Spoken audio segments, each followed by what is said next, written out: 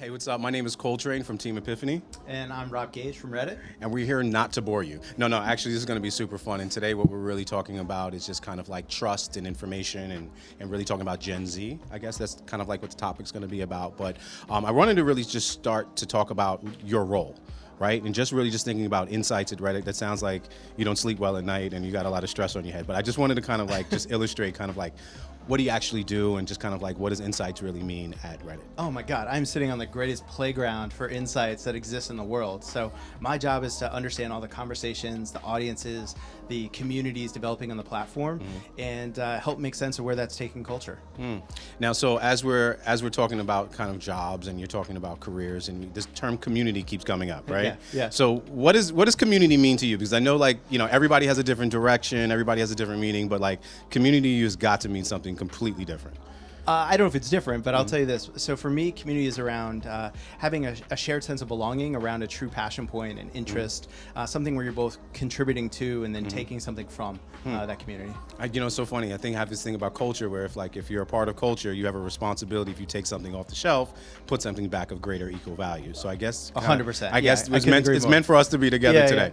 Yeah. So when you really talk about Reddit, right? Like, so I run an agency. It's kind of really based in culture and influence, and because we're influential, we can do a bunch of different things in culture. And I think the term influence has different meanings nowadays, right? But I think the one thing just literally about your platform that we go crazy at work about, and I can't wait for us to do some stuff, is really just talking about trust, right? And when you really think about your communities and the conversations that they're having, it's kind of like one of the only destinations where you can really go where you see honesty, right? And I think honesty creates trust. So can you talk to me a little bit about that relationship with the community and how trust is kind of like engineered? Yeah, well, see, I think it starts with the fact that each subreddit is based on one single interest, right? So everything stays on topic. And usually when that happens, what that does is that engenders depth, right? So you have true experts on the platform, right? Sometimes to even post on some of the subreddits, you have to list your expertise. You go to a medical subreddit, you have to make sure that you post that you're an actual doctor or medical professional before you're even allowed to make a positive contribution to the community. So that engenders a different kind of trust. And then the second thing I think is most important is every piece of content on Reddit starts from zero. It's not like other platforms where it's based on who you know or who knows you. On Reddit, it is literally just how good is what you just posted. And the whole community votes, and they either think, yes, this was good, let's see more of it, or gets downvoted. Yeah. And so the honesty is there. And so as you think about differentiation, right? And competitors or non-competitors, but I think before you even get to them, you have to talk about how you're differentiated and what's special, right? So when you're creating it and when it was created, the differentiation piece between other kind of platforms. Well, I think it starts with, like I said, the upvote, downvote feature, right? The fact that there's pseudonymity on the platform. So we were founded with a privacy-first mentality, right? We want people to feel like they can show up to a community, they can ask real honest questions, the hard questions, the kind of questions you don't want posted on mainstream social media so everyone in your life can see. And you can also give the hard answers, right? The truthful answers that might come from a place of personal experience that maybe you wouldn't feel comfortable if it was directly attached to your identity. I think those two things in combination, it fosters a certain kind of vulnerability that you just can't see on other platforms, and vulnerability, I believe, ultimately leads to trust. No, I mean, I think it talks to the humanity, right? It talks to there's not one perfect thing, everybody's perfect, that kind of like fun thing which this generation loves to talk about, but it's a sense of individuality or individualism and authenticity, right? So like as an agency owner, I'm looking at like briefs that I'm reading, and you think of like all the key punch words that are in there, it's like kind of like we've been nailing on it. So it's like our checklist, we can kind of like click boxes there. So I really feel about it. I got one good for you. A lot of the stuff that we do at our agency is, and I'm not turning this into like a skull session here for me, but like maybe I will. But when you really think about kind of like where you guys live, there's a lot of times where you have to show up IRL or in real life, right?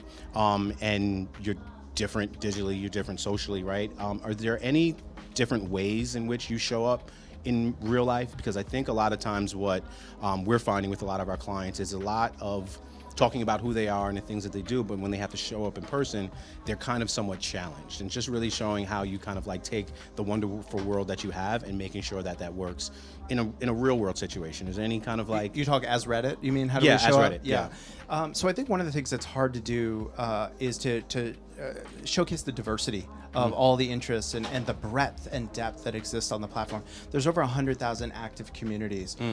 Literally, there's a community for pretty much anything you can imagine. There's one r/pretzels that has 45,000 people who show up every single day to talk about pretzels, right? If you could believe it. So how do you take that wide, diverse, I call it like a prismatic identity, the fact that each of us has this little angle of ourselves that we want to bring to the table that we can express in an individual community? How do you condense that without flattening? How do you bring that to life without generalizing or oversimplifying the nuance of those communities? That's really our challenge. So another one that I was kind of like really questioning was just about kind of like, you know, I really believe in partnership over sponsorship, right? Okay. And then because you have something so special, obviously they're going to tons and tons and thousands of brands coming knocking, right? And a lot of times when brands are left up to their own vices, they screw things up, right? And that's the reason why they have good agencies, and that's the reason why they work with great people at the brand, right? Yeah. So if you had to give us, or those brands that will be working with you, any kind of like quick tips on what to do, what not to do, more of what not to do, because they can find every way to kind of like screw perfect up. So I'll start with the most positive, which is they actively want you there, right? 75% of Redditors say they actively want brands to engage in their communities. So you could come in with a little bit of confidence. You don't have to feel quite so intimidated, which is usually the first thing I hear. The second thing I would say is that you need to show up with an authentic passion for the thing that that community is passionate about too. Right. You can't fake it.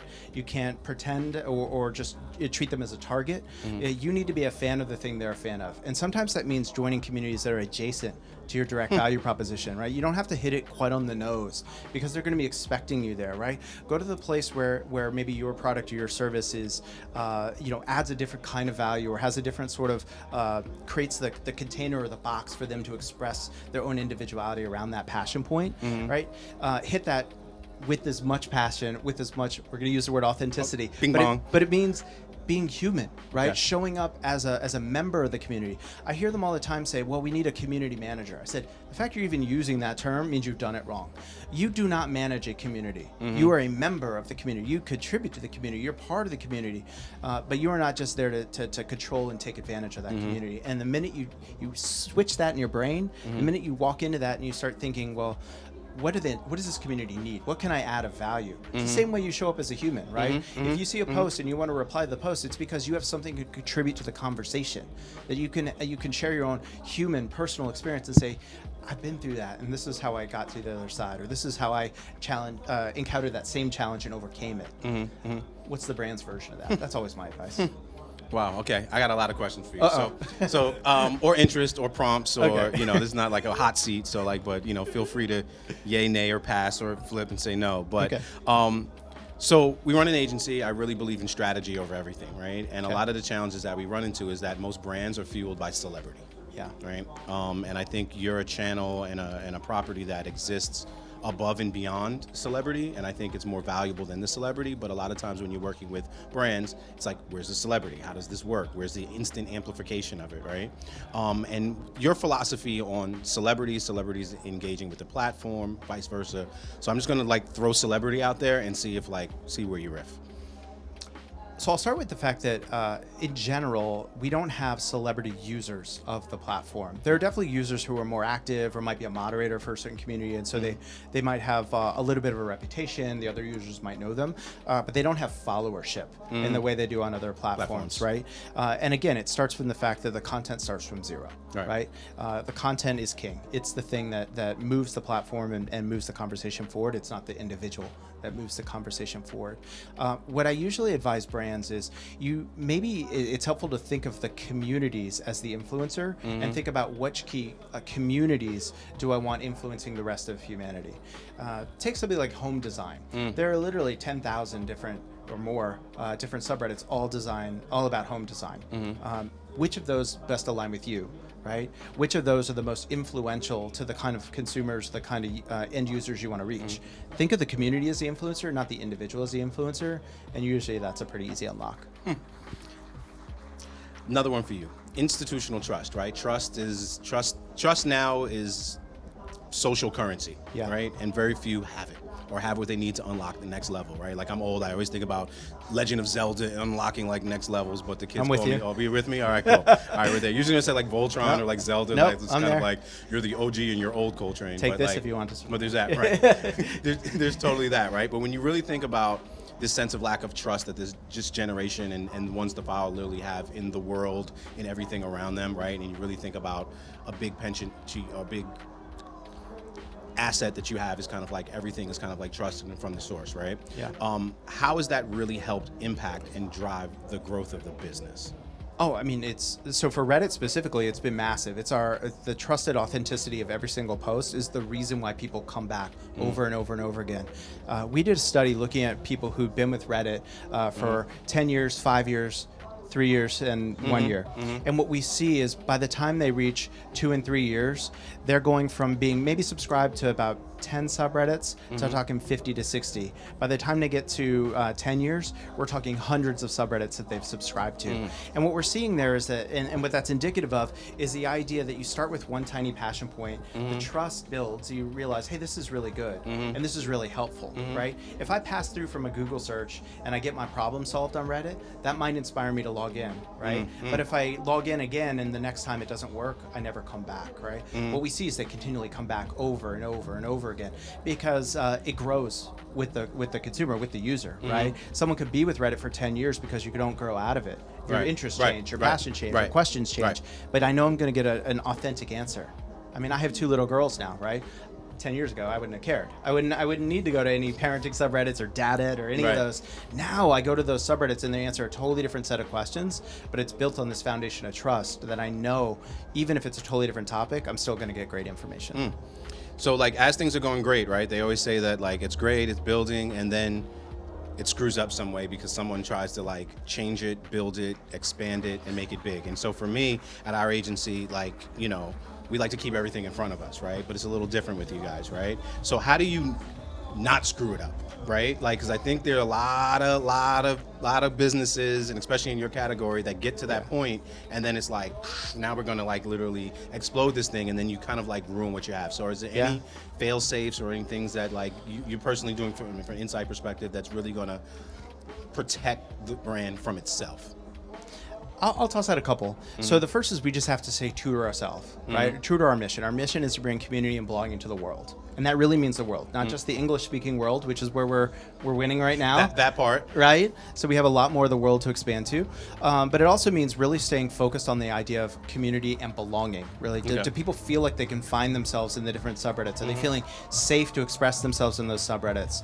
And that's where investments in AI have really helped, right? Because as you start thinking about my challenge as an insights person, I'm sitting on 16 billion posts and comments, right, that are getting added to literally every second of every day. There's no way humans can keep up to make sure all the content on there is right. All the content on there is safe. All the content on there is not bullying, harassing, etc. That's where AI can help. And I think the AI power that we've given to our human moderators, who also add a layer of that, it's enhanced the safety of the platform, and we have to stay true to keeping the platform safe, right? And that means safe from spam, safe from people getting off topic, which I think is really obvious, but also obviously safe from harassment, bullying, anything like that. Wow.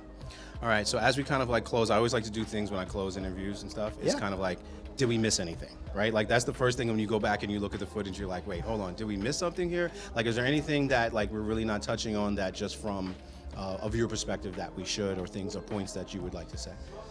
I'll touch on one, which is I think we've been talking about the state of today, but a lot of what I do is it dabbles in futurism, right? And so when I look at the younger generations, particularly Generation Z, Generation Alpha even, and we think about how their relationship with technology, their relationship with information, their relationship with finding and seeking answers, radically different than us, right?